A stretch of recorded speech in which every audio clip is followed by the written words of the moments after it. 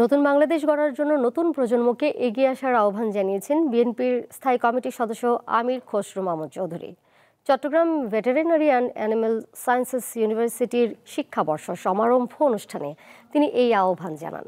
আমির খসরু মাহমুদ চৌধুরী বলেন, দেশে মানব সম্পদের বড় একটি অংশ যুব সম্প্রদায়। বিগত সরকার এদের শিক্ষা ও স্বাস্থ্য খাত বাদ দিয়ে বিনিয়োগ করেছে টানেল আর ব্রিজ নির্মাণে।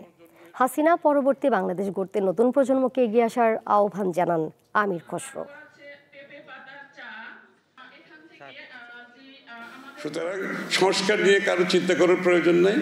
নির্বাচিত সরকার আসবে দেশে, তারা আমরা ৩১ দফা বাংলাদেশের প্রায় সব দল মিলে আমরা একসাথে দিয়েছি।